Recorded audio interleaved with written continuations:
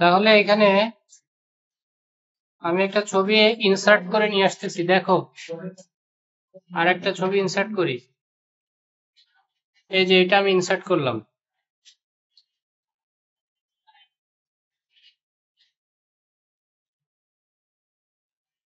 এই যে ছবিটা এখন ইন ফ্রন্ট অফ টেক্সটে আছে, কোনো টেক্সটই দেখা যাচ্ছে না। এই ছবিটা যদি এখন আমি র‍্যাপ টেক্সট থেকে বিহাইন্ড টেক্সট দিই, দেখো ছবিটার উপরে লেখা আছে। এখন এই যে ছবিটা আবার আমি টাইট করি, এটা লেখার সাথে অ্যাডজাস্ট হয়ে যাবে। এখন এই ছবির চারপাশে কি কোনো বর্ডার আছে? বর্ডার নেই। ছবির চারপাশে যদি এখন আমার মনে হচ্ছে যে একটা বর্ডার হলে আরো ভালো, তাহলে কি করব? আবার ছবিটা আমি সিলেক্ট করব। ছবি সিলেক্ট করলে এই যে পিকচার ফরম্যাটে আসছি। পিকচার ফরম্যাট থেকে পিকচার ফরম্যাট থেকে এই যে এখানে আছে পিকচার বর্ডার, এই যে এই জায়গাটায় পিকচার বর্ডার। এই পিকচার বর্ডার থেকে আমি এখন যেই কালারটা দিব ছবির পাশে, দেখো সেই কালারটা আসছে না? জাস্ট ছবিটা ক্লিক করে আমি এই যে পিকচার বর্ডার, এই পিকচার বর্ডার থেকে যেই কালারটা দিব সেটা চলে দিয়ে দেখো হচ্ছে কিনা। এই বর্ডারটা যদি তোমাকে স্টাইল চেঞ্জ করতে হয়, মানে ডিফারেন্ট স্টাইল তুমি দিতে চাও, তাহলে কি করবা? এই বর্ডারটাও মোটা হবে বা ডট ডট হবে চারিদিকে, তখন এই যে পিকচার বর্ডার এখানে আসার পরে এই যে উইডথ অর্থাৎ বর্ডারের যে প্রস্থ সেটা কেমন হবে এখানে ক্লিক করতে হবে। ক্লিক করার পরে এখানে দেখো কিছু মাপ দেওয়া আছে, 4-এর 1, 2-এর 1, 4-এর 3, 1, 1.5, 2.5। এই মাপগুলা হচ্ছে ইম্পর্টেন্ট। অ্যাসেসমেন্টের দিন এই মাপগুলো দেবে যে পিকচার বর্ডার হবে 3/4। এখন তুমি যদি 3/4 না দিয়ে 1 করে রাখো, তাহলে তার মানে তুমি কাজটা করতে পারো না। বোঝা গেছে? তাহলে সবাই হচ্ছে পিকচার বর্ডার এইখান থেকে দেখো 1.5 অর্থাৎ 1.1/2 এটা সেট করো। দেখো পিকচারের বর্ডার আরো মোটা হয়ে গেছে।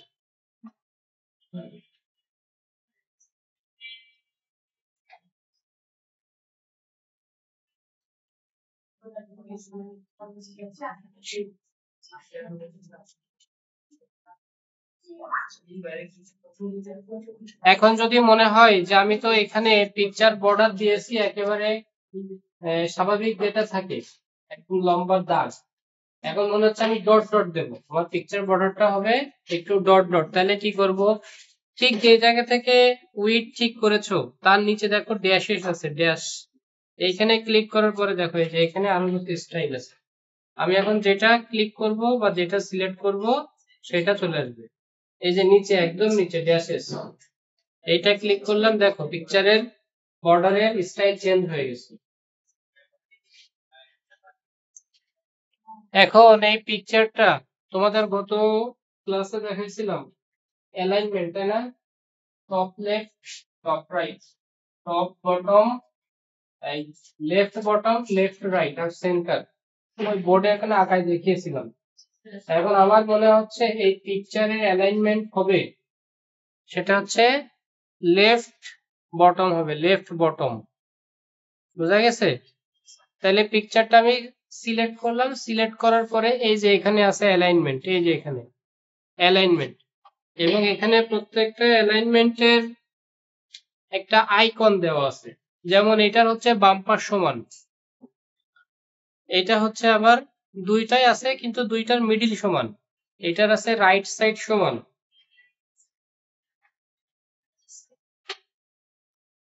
এটার আছে আড়াআড়ি সমান। তাহলে আমি চাচ্ছি এটা হবে এখন লেফট। আমি যে লেফটে ক্লিক করলে দেখো পিকচারটা অটোমেটিক একেবারে লেফট মার্জিনে চলে আসে।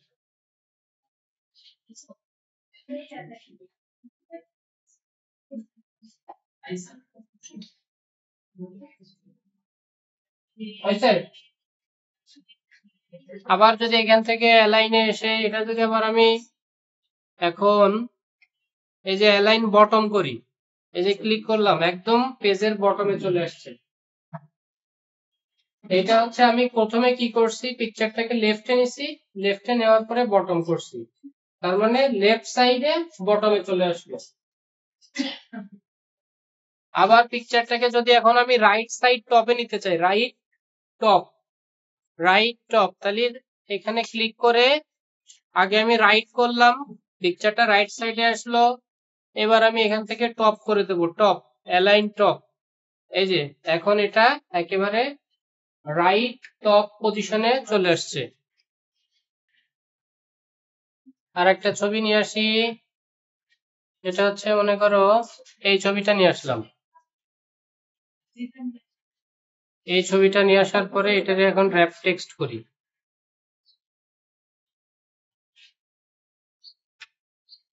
আচ্ছা, এই দুইটা ছবির মধ্যে কোনটা আমার উপরে আছে আর কোনটা নিচে আছে?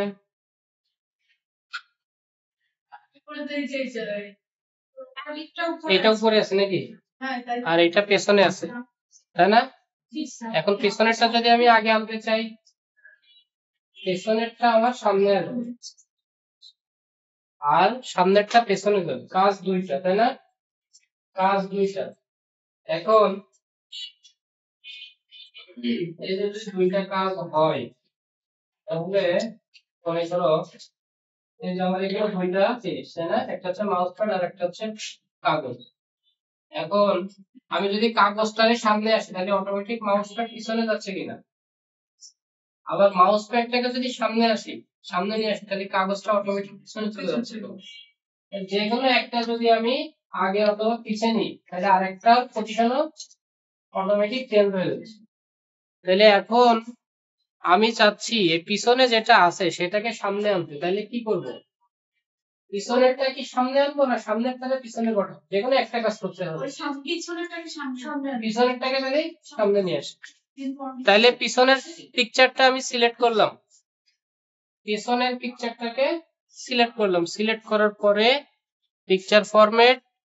পিকচার ফরম্যাটে গিয়ে এই যে এখানে আছে ব্রিং ফরওয়ার্ড, তাহলে এখান থেকে আমি ব্রিং ফরওয়ার্ডে ক্লিক করলাম, দেখো এটা সামনে চলে আসছে। এখন এই যে এখান থেকে ব্রিং ফরওয়ার্ড, ঠিক আছে? একইভাবে এখন যদি আমি পিছনেরটাকে সামনে আনতে যাচ্ছি, তাহলে সামনেরটাকে পিছনে দিয়ে দিলে হয়ে যাবে। তাহলে সামনেরটা সিলেক্ট করা আছে না? এই যে এখান থেকে সেন্ড ব্যাকওয়ার্ডে দিলে এই যে ওইটা আবার পিছনে চলে গেল। বোঝা গেছে?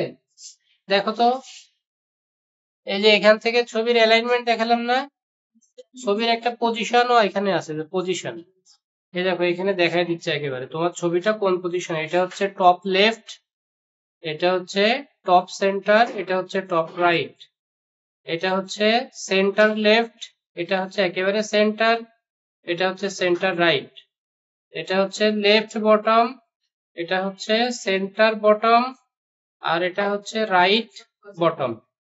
এগুলা হচ্ছে এই পজিশনে। এখন যদি যেটা আমার সিলেক্ট আছে সেটা যদি এখন আমি মনে করো সেন্টার টপ দিলাম, দেখো পিকচারটা উপরে চলে আসছে। এইভাবে এর পজিশনটাও এখান থেকে সিলেক্ট করা। তার ভিতরে এখন সবথেকে গুরুত্বপূর্ণ কাজ এই ছবির সাইজটা ঠিক করা, মাপ, এটা কত ইঞ্চি বা কতটুকু এর মাপ হবে সেটা সিলেক্ট করে, এবং এটাই অ্যাসেসমেন্টে আসবে। এই পাশে বর্ডার দেওয়াটা অনেক সময় আসে না, কিন্তু ব্যাকওয়ার্ড ফরওয়ার্ড লেফট রাইট এইগুলো পরে। আগে হচ্ছে ছবির পজিশনটা ঠিক রাখা, মানে সাইজটা ঠিক রাখা। সেটা তুমি কিভাবে করবে? তাহলে এই ছবিটা আমি সিলেক্ট করলাম, ঠিক আছে? সবই থাকবে, এটা তো কম্পিউটার, আমি যেটা চালাচ্ছি এটা তো কম্পিউটার। ফরওয়ার্ডও আছে, পরে দেখাচ্ছি। আমি যদি ছবির উপরে রাইট বাটন ক্লিক করি, দেখো ছবির উপরে যদি রাইট বাটন ক্লিক করি, তাহলে এই যে bring to front, bring to back, send to back, তোমরা রাইট বাটন ক্লিক করবে, দেখো পেয়ে যাবে। বুঝা গেছে? যাদের মেনুতে আসছে না তারা রাইট বাটন ক্লিক করলে পেয়ে যাবে। ওকে, এবার হচ্ছে মাপ, ছবির মাপটা। তাহলে এই ছবিটা আমি সিলেক্ট করলাম, সিলেক্ট করার পরে এই দেখো ডান পাশে এখানে আছে সাইজ, এই যে ডান পাশে সাইজ, একটা আছে হাইট আর একটা আছে উইডথ। এখন তার নিচে ডান পাশে এই যে ছোট একটা তীর চিহ্ন আছে, দেখছো? এইটাতে ক্লিক করলাম, এই দেখো এটা ওপেন হয়েছে। এটা হচ্ছে লক, এখানে দেখো সবার লক অ্যাসপেক্ট রেশিও, এই জায়গাটা কি ঠিক আছে? সবার ঠিক দেওয়া আছে না? আচ্ছা, লক অ্যাসপেক্ট রেশিও এইটা হচ্ছে, মনে করো একটা ছবির, মনোযোগ খুব, লক অ্যাসপেক্ট রেশিও কি কোশ্চেন আসতে পারে। What is the function of log aspect ratio? Log aspect রেশিওর কাজটা হচ্ছে, একটা ছবি মনে করো, এটাই মনে করো যে একটা ছবি।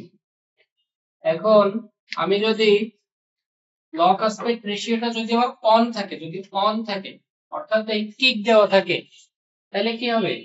আমি যদি এটার প্রস্থ 1 ইঞ্চি বৃদ্ধি করি, সমভাবে এটার দৈর্ঘ্য 1 ইঞ্চি বৃদ্ধি পাবে অটোমেটিক। বোঝা গেছে? অথবা এটার দৈর্ঘ্য যদি আমি হাফ ইঞ্চি বৃদ্ধি করি, এটার প্রস্থ অটোমেটিক হাফ ইঞ্চি বৃদ্ধি পাবে। অর্থাৎ দুই পাশের যে রেশিও, এটার সমানুপাতিক এখানে বৃদ্ধি পাবে। তুমি এক সাইড বৃদ্ধি করতে পারবে না, দুই সাইডই বৃদ্ধি করতে পেয়ে যাবে। আর যদি লগ অ্যাসপেক্ট রেশিও অফ করা থাকে, ঠিক আছে, তাহলে এটা যদি আমি 3 ইঞ্চি বৃদ্ধি করি, এটা শুধু এইদিকে বৃদ্ধি করবে, হাইটে আর বৃদ্ধি পাবে না। তাহলে লগ অ্যাসপেক্ট রেশিওর কাজটা কি বোঝা গেছে? আচ্ছা, এখন মনে করো এই ছবিটা আমাকে বললো যে এটা হবে 3 ইঞ্চি বাই 2.5 ইঞ্চি, 3 বাই 2.5। এখন 3 বাই 2.5 ইঞ্চি যদি আমি নিতে চাই, তাহলে আবার লগ অ্যাসপেক্ট রেশিও কি অন রাখতে হবে না অফ করতে হবে? অবশ্যই অফ করতে হবে, তাহলে আমি আমার নিজের মতো করে সেট করতে পারবো না। তাহলে লগ অ্যাসপেক্ট রেশিওটা অফ করলাম, অফ করে ওকে করলাম। ওকে করার পরে এবার এখানে এসে আমি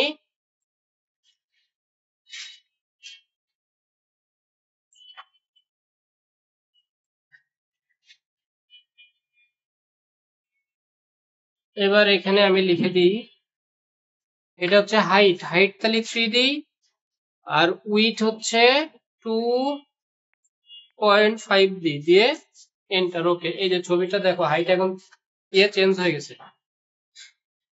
মাপ চেঞ্জ হয়ে গেছে। এবং এটার পরে ক্লিক করলে এটা দেখাবে যে 3 এবং 2.5, 3 2.5 দেখাচ্ছে। আর এটার পরে যখন ক্লিক করছি, দেখো এটার মাপ আছে 2.23 আর 5। বুঝা গেছে?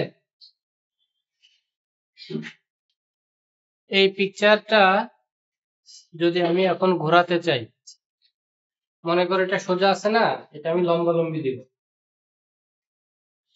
এইভাবে আছে না, এটা ঘোরা এইভাবে দিব। তাহলে এটা ঘোরা এইভাবে দেওয়ার জন্য, এই যে দেখতে পাচ্ছ এখানে একটা রোটেশন আসছে গোল, তুমি যদি এটা মাউসে ক্লিক করে ধরে ঘোরাও, তাহলে ছবিটা এরকম ঘুরবে, এরকম ছবিটা এইভাবে ঘুরে গেল। এটা একটা, কিন্তু এটা তুমি একেবারে অ্যাকুরেটলি ঘোরাতে পারবে না। হয় দেখা যাচ্ছে একেবারে 90 ডিগ্রি তুমি করতে গেলে অসুবিধা হবে। বোঝা গেছে? তাহলে এটা যদি একেবারে 90 ডিগ্রি ঘোরাতে হয়, তাহলে ছবিটা সিলেক্ট করার পরে এই দেখো এখানে আছে rotate 90 degree, rotate left 90 degree, flip vertical, flip horizontal. এখানে যদি এখন আমি রোটেট 90 ডিগ্রি রাইট দিই, তাহলে ছবিটা ডান দিকে ঘুরে যাবে একদম সোজাসুজি।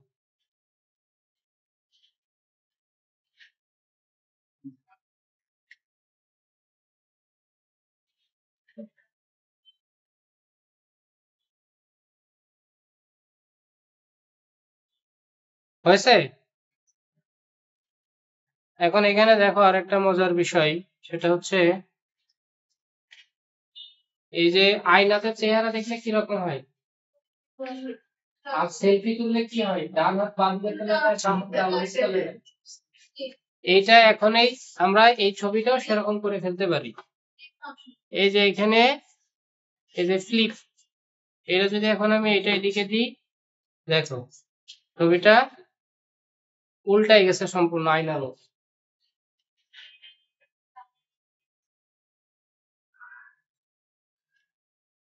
এই দেখো,